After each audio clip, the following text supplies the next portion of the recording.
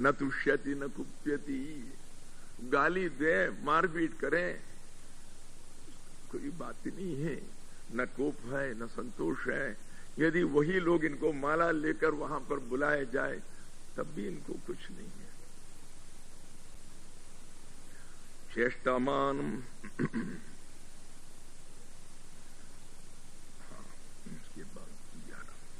माया मात्रमिदं विश्वं पश्यन् विगत कौतुकः अपि सन्निहिते मृत्यौ कथं त्रस्यति धीरधीः।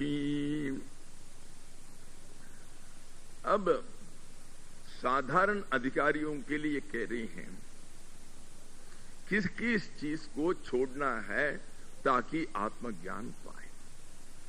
पहले उसने कहा पैसे कमाने में, पैसे जुटाने में कोई ज्यादा लगाव मत रखो। जो आया ठीक है, जो नहीं आया ठीक है।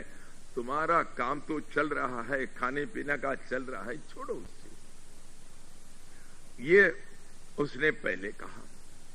फिर उसके बाद उसने कहा ममता मत रखो किसी चीज के ऊपर, ये मेरा है, ये मेरा है, ये मेरा है। सबको देखते रहो, करने वाले को करने दो, कोई तुम्हारा नहीं है। इसलिए तुम साक्षी भाव रखो। पहले भी साक्षी भाव रखो। पैसा आया, पैसा गया, 10 रुपया आया, 1000 रुपया आया, देखते रहो। सारे आप 300 श्लोक पढ़ेंगे, केवल उसका एकमात्र यही है, तुम साक्षी भाव रखो। देखिए अद्वैत में बोलने का कोई इतनी बड़ी कुछ नहीं है, इतनी बड़ी कुछ नहीं है, बस केवल एक ही है उसमें।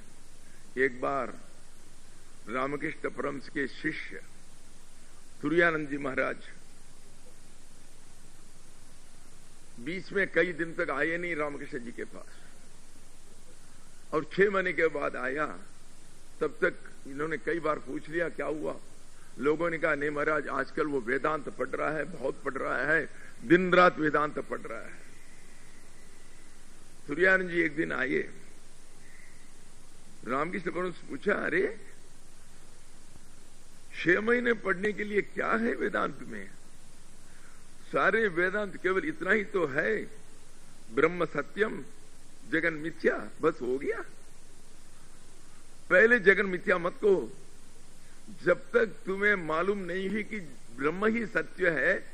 हम लोग यदि कहते हैं अरे क्या करना है भैया, हाँ आपने 100 रुपया दिया, चलो रखो, सारी माया ही है, जगत मिथ्या है, पॉकेट में डाला, ये मिथ्या नहीं है। पहले भगवान को पकड़ो, भगवान को अपने पास ले आओ, आत्मज्ञान पा जाए, उसके बाद ही तुम्हें कहने का अधिकार है जगत मिथ्या करके। जब तक तुम वो ज्ञान नहीं पाया, जगत तुम्हारे लिए सत्य है। जगत में जैसा बर्ताव करना है बर्ताव करना ही पड़ेगा, सत्य के साथ, न्याय के साथ।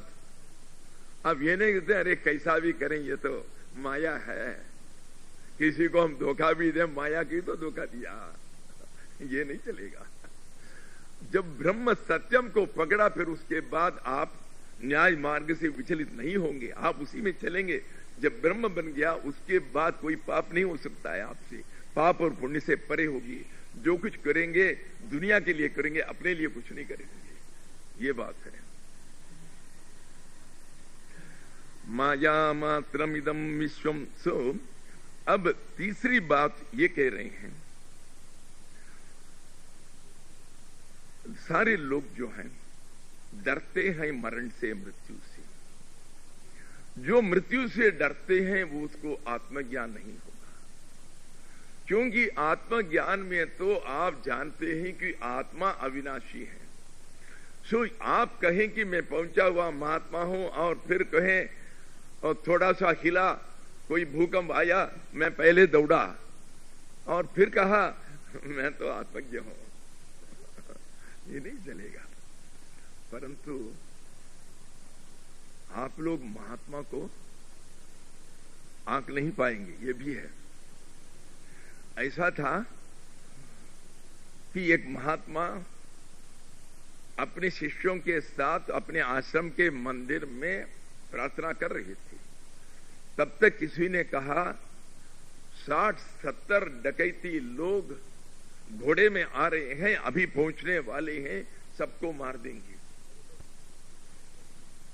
तब पहले यही महात्मा जो हैं, यही पहले भागा, बाकी लोग बाद में भागे। अच्छा, बाद में जब वो लोग आकर चले गए, सब लूटमार करके, जब ये वापस आए, सारे शिष्य लोग इनसे पूछे, महाराज आप तो आत्मज्ञ हैं, अपने आप को कहते थे मैं पहुंचा हुआ हूं, फिर भी ये कैसा हुआ कि आप पहले भागे? उन्होंने कहा बेटा, ये मैं यहां रहूं, आप लोग चले जाएं, शायद ये पता नहीं कि मेरे अंदर कोई अहंकार होगा। मैं जीवन भर के कहता हूं देखो सारे लोग भाग गए, मैं रहा, इसलिए यही अच्छा था कि लोग मुझे कायर कहे, मैं भाग जाऊं ताकि मेरे पास अहंकार ना आ जाए। ये पता ही नहीं चलता है कि ये महात्मा लोगों को आप उसके ऊपर निर्णय नहीं दे सकते हैं कि ये महात्मा नहीं है, ये महात्मा है करके। वो जो करते हैं, क्यों करते हैं, ये आपकी समझ के बाहर है। ये भी है, आत्मज्ञ के कार्य जो है, कुछ भी करें, क्यों करते हैं, ये मुश्किल से आपके समझ में आएगा, ये नहीं आएगा। यदि हम भी रहे तो हम भी कहेंगे ये देखो क्या महात्मा है, क्या आत्मज्ञ, देखो डरता है। आपको क्या पता, ये आपको ये दिखाने के लिए, देखो यदि हम यहां रहे जीवन भर कर, लोग कहेंगे महाराज आपने क्या किया, हाँ देखा हम गए नहीं, अहंकार आ जाएगा, फिर कहां से आत्मज्ञ रहे। इसीलिए माया मात्रमिदं विश्वम पश्यन् विगत कौतुकः, जो आत्मज्ञ ये सारे विश्व को देख सकते हैं, ये सब माया ही है, ये केवल सपना है, इसमें वस्तुतः कुछ नहीं है, ये सब केवल देख रहे हैं, कुछ नहीं है। जैसे बुदबुद जो निकलता है, जो बुलबुले जो निकलते हैं पानी से, उसके अंदर कुछ नहीं है। इसी तरह केवल देखने के लिए कोई रूप है, कोई स्त्री है, कोई बच्चा है, कोई पैसा है, परंतु न पैसा सच है, न पत्नी सच है, न पुत्र सच है, न आपका कैश बैलेंस सच है, ये सब माया ही है। माया मात्रमिदं पश्यन् विश्वम पश्यन् विगत कौतुकः। जब आपको मालूम है कि यह सपना है, अब सपने में कोई आपको बहुत बढ़िया सा रवा इडली बनाकर, देखिए महाराज ये बिल्कुल स्पेशल है, सारे बेंगलुरु में नहीं मिलेगा करके लाए, उसमें क्या आपको लुत्फ हो सकता है जब आपको मालूम ये तो सपने की रवा इडली है। अरे ये सचमुच रवा इडली हो तो दूसरी बात है, हम थोड़ा सा देख लेंगे। सपने में जो आया उसके ऊपर आपका कौतुकता कहां से आएगी, आपकी रुचि कहां से आएगी, लुत्फ कहां आएगी, सब चला गया। जबकि आपको मालूम हो गया कि सारा विश्व केवल मायामय है, तब मुझे किसी में कोई आकर्षण नहीं हुआ। विगत कौतुकः, उसमें जितनी भी आशा थी, जितनी भी उत्सुकता थी कि ये करूं, वो करूं, ये करें, अब कुछ नहीं है। सपने में कोई आया, मुझे एक बहुत बड़ा सा कार प्रेजेंट किया, महाराज आप पैदल जा रहे हैं, आ रहे हैं, आपके लिए ये मर्सिडीज बेंज रखी है। जब मुझे मालूम है कि सपना है, मैं कहूं उनको बहुत बढ़िया हुआ, अच्छा हुआ। अरे वो तो 2 मिनट के रहेगा, जब जागूंगा न मर्सिडीज बेंज न कुछ, फिर वही पैदल। फिर इसके ऊपर क्या मैं रति रखूं, क्या इसके ऊपर आशा करूं। इसीलिए जब आपको मालूम हो गया कि दुनिया की सारी वस्तुएं केवल माया मात्र हैं, उसमें कोई सच्चाई नहीं है, तब माया मात्रमिदं विश्वम पश्यन् विगत कौतुकः, उसमें उत्सुकता, उसमें आशा सब चली गई, है ही नहीं। ऐसे जब आपकी स्थिति है, ये तो आत्मज्ञ की स्थिति है, तब अपि सन्निहिते मृत्यौ, अब इनको मालूम हो गया अब मरने वाले हैं, डॉक्टर ने कह दिया बस ये 2 घंटे रहेंगे, बस 12 बजे तक खत्म हो जाएंगे शांतानंद। अपि सन्निहिते मृत्यु, मृत्यु बिल्कुल पास आ गया, मरण बिल्कुल पास आ गया। जब आपको मालूम है कि ये शरीर जो है ये भी विश्व है, ये भी सपने का शरीर है, ये मरे और जिए, मेरा कोई नहीं है, मैं तो अविनाशी हूं, तब तो आप जीवित रहें, आपको मृत्यु आ जाए या आपको बीमारियां आ जाए, आप साक्षी बनकर रहेंगे। वही साक्षीपन इसमें 300 श्लोक में 280 श्लोक केवल साक्षी मात्र है। बस आपने एक श्लोक पढ़ लिया, समझ लिया, आपने 300 श्लोक समझ लिया। इसमें 300 श्लोक सुने, ये सुनते रहें, ये आपका मन का खेल है। मन जो इसमें बैठता नहीं है। अब आप कोई विक्रमादित्य की कहानी, कोई हातिम ताई की कहानी सुनना चाहते हैं, आज ये कथा, कल ये कथा, परसों ये कथा सुनते जाएं, ये सब मन का खेल है, अहंकार का खेल है। ताकि आप जाकर कहें पूरा अष्टावक्र गीता मैंने सुनी थी, अरे कितने महात्मा सुनी, अरे कुछ नहीं है, मैं सुन लिया बहुत। ये कहने के लिए आप चाहते हैं महाराज आप क्या क्या कहते हैं, एक श्लोक लेकर सारा कोई बुद्ध का, महावीर का, अरे अष्टावक्र का सुनाओ। कुछ लोग कहते हैं ये ना समझिए है। जब एक सुने आप सब सुने, जब एक नहीं सुने आप 1000 सुनेंगे, इसका कोई मतलब नहीं होता है। यही बात है।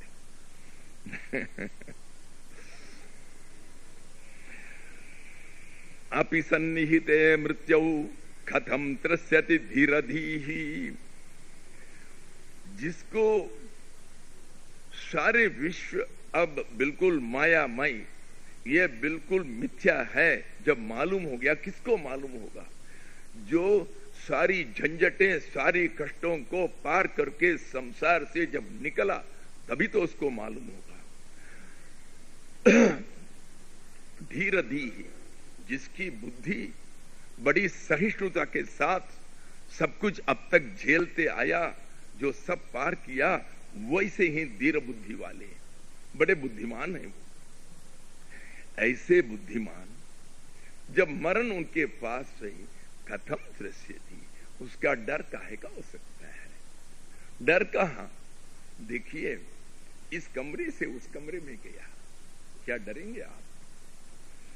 जब रामकृष्ण परमहंस अपने शरीर छोड़े, शारदा देवी दुखी हुई और रिवाज था कि अपने चूड़ियों को वो फाड़ देते हैं, फोड़ देते हैं। जब वो गई उसको फोड़ने के लिए, आवाज आई रामकृष्ण परमहंस का, अरे पगली तुम क्या करती हो? मैं कहां गया, कहां? मैं तो एक कमरे से दूसरे कमरे में गया हूं, मैं कहां जा कहां सकता हूं?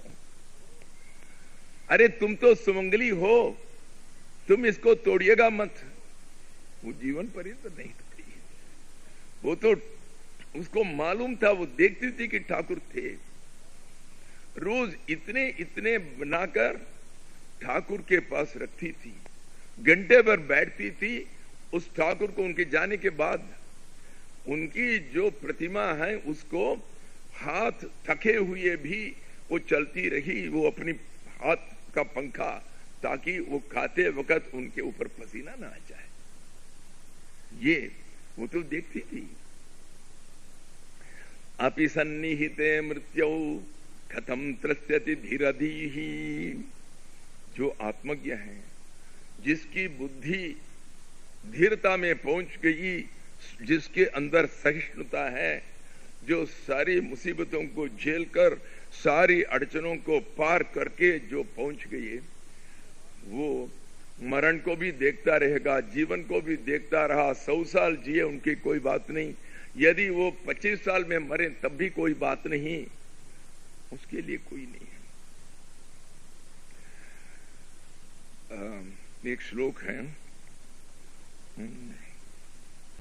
कुंभो विनश्यतु चिरम समवस्थितो वा कुंभांबरस्य न च गोपि विशेष लेशः। घड़ा है, बहुत बड़ा सा घड़ा है मिट्टी का, उसके अंदर आकाश है, आकाश से तो भरी हुई है। अब ये घड़ा बस 2 मिनट के अंदर ही नीचे गिरे, मेरा हाथ ऐसे करते वो नीचे गिर गया, टूट गया, या ये घड़ा रोज रोज यहां रहे 25 साल 50 साल 100 साल के बाद भी देखिए 100 साल पुराना है ये। पहले जब शांताजीत तभी खरीदा गया, देखिए अब 100 साल रहा है। सो इसलिए कुंभो विनश्यतु, कुंभ अभी जाकर वो मर जाए, या चिरम समवस्थितो वा, कई काल तक रहे कुंभांबरस्य, जो उसके अंदर आकाश है उसको क्या लगा। ये भले ही अभी टूट जाए या ये 100 साल जिए, उसके अंदर जो आकाश है उसको घड़े से कोई मतलब नहीं। घड़े टूटे घड़े रहे, ये तो आत्मा है। सो ये घड़ा है। सो ये घड़ा कब फूटे कब रहे, इसके अंदर की जो आकाश है, जो आत्मा है, उसको कोई भी फिक्र नहीं, कोई चिंता नहीं। आप 100 साल जियो, बहुत बढ़िया, आज या अभी चले बहुत बढ़िया, इसमें कोई बात ही नहीं है। अब जो है निस्पृहम मानसम यस्य नैराश्येऽपि महात्मनः तस्य आत्मज्ञान तृप्तस्य फुलनाके न जायते। देखो, जिसका आत्मज्ञान हो गया वो तृप्त हो जाते हैं। जब अपने आप को पहचान लिया, उसको दुनिया में किसी चीज की जरूरत नहीं, आत्मा से ही संपूर्ण होता है। क्यों उसकी जरूरत नहीं पड़ती? उसको कार की जरूरत नहीं है, उसको गुलाब जामुन की जरूरत नहीं है क्या? जब आत्मज्ञान आ गया तब आपको मालूम है आपके रूप में मैं ही हूं। सो आपके रूप में रोज आप 4 गुलाब जामुन खाते हैं, उसको खाने वाला मैं ही हूं आपके अंदर से। मेरा क्या कमी है? और इनके पास ये एक बहुत बढ़िया सा ये सफारी का गाड़ी रखे हैं, मेरे पास गाड़ी नहीं है। अरे गाड़ी चलाने वाले तुलसीदास जी ने, मैं ही तो चला रहा हूं उसको, उनके शरीर में भी। और मेरा क्या कभी, जितने लोग हैं 100 लोग हैं, एक के पास एक गाड़ी, सारी मेरी है, मेरी क्या कमी है? इसीलिए आत्मज्ञान तृप्तस्य, जब आत्मा का ज्ञान हो गया कि एक ही आत्मा है, यही सभी के अंदर है, बिल्कुल तृप्त हो गई है, आपको किसी चीज की जरूरत ही नहीं। तब क्या होता है? निस्पृहम मानसम यस्य, उसके मन में कोई स्पृहा नहीं होती, कोई कामना नहीं उठती, बिल्कुल नहीं, उसका मन बिल्कुल प्योर, उसमें इतना सा कोई कामना उगता नहीं है। ये प्रहलाद जैसे बन जाते हैं। कहते हैं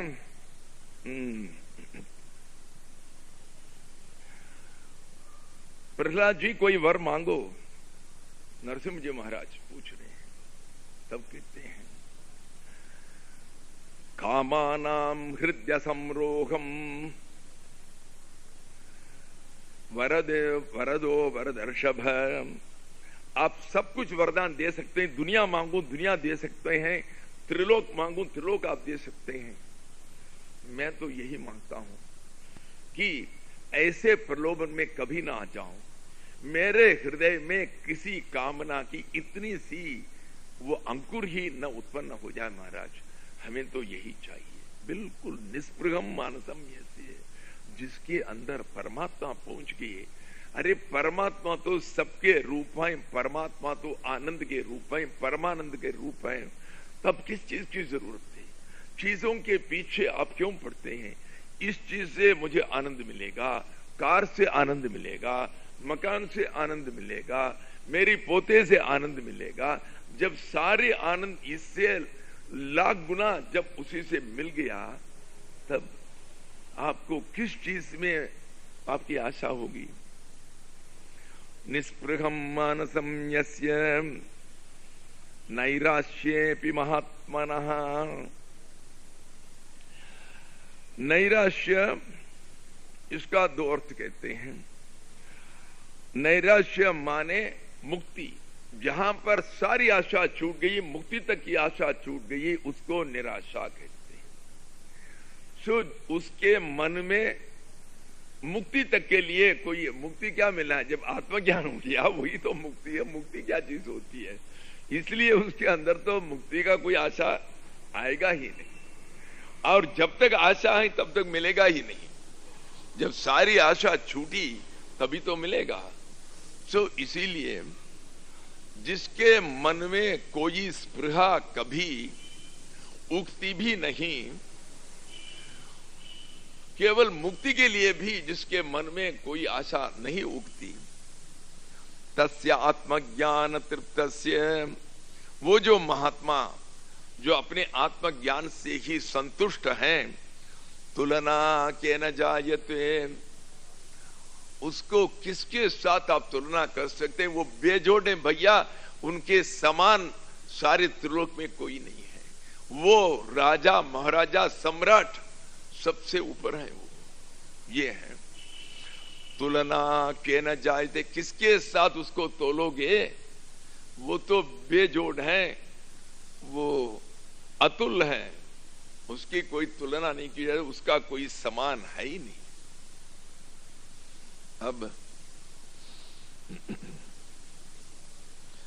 अंतस्त्यक्त कषायस्य निर्द्वन्द्वस्य निराशिषः यदृच्छया गतो भोगो न दुःखाय न तुष्टये। अंतस्त्यक्त कषायस्य, कषाय माने गंदगी। हमारे बाहर कोई गंदगी नहीं, हम तो इतने इतने सोप डालते हैं, परंतु अंदर की गंदगी को कौन से सोप डाल सकते हैं?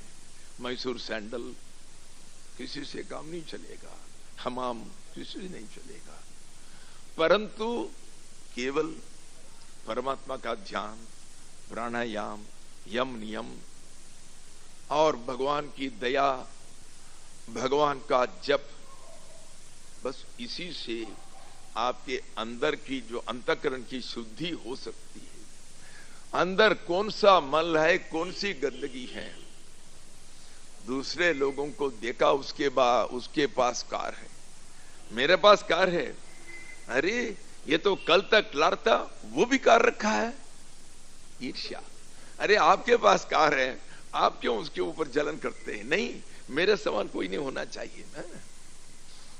सो ये कषाय है। और काम, क्रोध, लोभ, मोह, मद, मात्सर्य, ईर्ष्या, असूया, सब दूसरे के पास हम दोषी देखते हैं, उसका गुण नहीं दिखेंगे। ये सब कषाय हैं, ये सब गंदगी अंदर पड़ी हुई है। परंतु जो महात्मा ये सब त्याग कर दिया है, अब उसका मन जो है बिल्कुल निर्मल है, चित्त में कोई कषाय नहीं है, कोई गंदगी नहीं है, कोई धूल नहीं है। अंतस्त्यक्त कषायस्य निर्द्वन्द्वस्य निराशिषः, उसका द्वंद्व चला गया। द्वंद्व माने हम सुख चाहते हैं तब दुख भी साथ आ जाएगा। सो सुख दुख दोनों जुड़वे हैं। जो सुख चाहा उसको दुख भी तो एक दिन आएगा। अब ये घड़ी कुछ ऐसे होते हैं जिसमें पेंडुलम नीचे होता है, जो ऐसे चलता रहता है। जो बाएं हाथ में जाएगा वो दाएं हाथ आखिर तक जाएगा ही। अब ये नहीं कहते मैं केवल इधर से ही जाए उधर न जाए। जो सुख में जाएगा वो दुख में भी जाएगा। ये पेंडुलम है, ये चलता रहेगा। और आपको ठंडी पसंद नहीं है, अब फिर गर्मी एक दिन आएगी, वो भी आपको पसंद नहीं होगी। मई महीने कहते हैं अरे गर्मी है गर्मी है गर्मी है। चलो इसीलिए भगवान ने आपको खूब ठंडी दे दी, -0 डिग्री कर दिया, -2 डिग्री कर, अरे क्या करें बड़ी न ये न वो। सो जब आप गर्मी मांगते हैं तब ठंडी भी आएगी। सो गर्म ठंड, इच्छा अनिच्छा, और आप चाहे मैं सफल हो जाऊं हर चीज में, मेरे पैसे खूब रहे, जब आप लाभ चाहते हैं किस दिन हानि भी तो होगी। सो इसको द्वंद्व कहते हैं, जो एक के बिना दूसरा नहीं रुकता, ये सब जुड़वे हैं, एक को पकड़ो दूसरा भी आएगा, इसको द्वंद्व कहते हैं। दोनों विरुद्ध स्वभाव के हैं, एक सुख है एक दुख है, एक गर्मी है एक सर्दी है, एक निंदा है एक स्तुति है, एक मान है एक अपमान है। दोनों बिल्कुल ऑपोजिट हैं, बिल्कुल विरुद्ध हैं, परंतु दोनों जुड़वे हैं। और जिसके अंदर ये द्वंद्व नहीं है, द्वंद्व नहीं का मतलब जो साक्षी है। आपने पंखा डाला बहुत बढ़िया, पंखा नहीं डाला बहुत बढ़िया, एसी को चलाया वातानुकूलित किया बहुत बढ़िया, आपने बिल्कुल गर्मी में एसी को नहीं डाला, अरे करंट खराब हो जाएगा, अरे क्या महात्मा इसके लिए क्या डालना है, 20-20 रुपया लगेगा एक घंटे के लिए, चलाओ मत, कोई बात नहीं, कोई बात नहीं। इस तरह करके आपको मान के, अरे महाराज आप तो इतनी दूर से आए हैं, हिमालय से आए हैं, ये तो हमारा सौभाग्य है, सो इसलिए हम आपको आज माला डालते हैं। अगले दिन कहा, अरे तुम क्या महात्मा, तुम्हारे जैसे 1000 महात्माओं को देखा, महात्मा आ गया, महात्मा कहीं से, क्या महात्मा, तुम क्या समझे अपने आप को, क्या अष्टावक्र गीता 1000 बार सुने हैं, 1000 महात्मा तुमसे ज्यादा बढ़िया बताए हैं। चुप रहो, इसमें न मान है न अपमान है, ये है निर्द्वंद्व। द्वंद्व से बाहर निकल गई है, मान अपमान से कोई बात नहीं है, उसको जय पराजय से कोई बात नहीं। एक महात्मा को किसी ने जाकर हार डाला, उसने कहा ये मेरी जीत नहीं, ये मेरा हार है।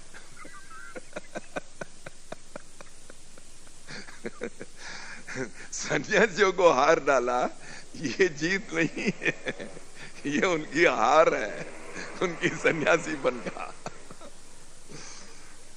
निर्द्वंद्वस्य, उनके अंदर कोई द्वंद्व नहीं है। निराशिषः, आशीर माने आशा, उसके अंदर कोई आशा नहीं रही। अब उसको गुलाब जामुन मिले बहुत बढ़िया, सूखी रोटी मिले बहुत बढ़िया, मिश्री रोटी मिले बहुत अच्छा, बाजरे की रोटी मिले बहुत बढ़िया, रागी का ऐसे बनाकर यहां देते हैं कन्नड़ में, ऐसा दिया बहुत बढ़िया। उसके अंदर कोई आशा नहीं, नहीं हमारे तो सांभर चाहिए महाराज, नहीं ये सब नहीं, हमारे लिए रसम चाहिए, टोमेटो रसम चाहिए, नहीं, बिल्कुल नहीं। निराशिषा, उसके अंदर कोई आशा नहीं। अरे महाराज हम तो हिमालय से इतने आए हैं, आप लोग मिलाकर 1000 रुपया तो दे दो, कम से कम 1 लाख रुपए तो बने। अरे आशा कहाँ है? जब आपने आत्मा को समझ लिया, उसके बाद आपके सारे पैसे मेरे हैं भैया। आपने जितने चक वहां से डालकर अपना खा रहे हैं, वो सब मैं ही तो खा रहा हूं। अब मेरा क्या रखा है अलग? आपके सारे पैसे मेरा है, मैं मांगूंगा नहीं, फिक्र मत कीजिए। निर्द्वंद्वस्य निराशिषः, ऐसे मनुष्य को यदृच्छया गतो भोगो न दुःखाय न तुष्टाय, समझ लीजिए वो मांगा नहीं, परंतु कुछ भोग उनके किस्मत में थी, भोग आ गया। यदृच्छा से, उसके प्रारब्ध से कुछ भोग मिला, जिस भोग से उनको घृणा है, जिस भोग को उसने त्याग किया, वो भोग जो है किसी न किसी तौर से आकर इनको पकड़ लिया, परंतु उस भोग को ये भोगेगा नहीं। वो अपने आप आ गया, ये तो साक्षीभूत है। सो इनको कुछ लाख रुपए का लॉटरी आया, ठीक है, लाख रुपया गया, ठीक है, किसी ने आश्रम बनाकर दिया, ठीक है, किसी ने इसको आश्रम को रात ही रात उसको उड़ा दिया। अभी हुआ तिरुवन्नामले में, कोई स्वामी जी 3 दिन बाहर चले गए थे, बस रात ही रात लोग गए, क्योंकि जमीन दूसरे का था और स्वामी जी ने अपनी ये बनाई, रात ही रात उसको उड़ा दिया, वो स्वामी जी कहीं चले गए।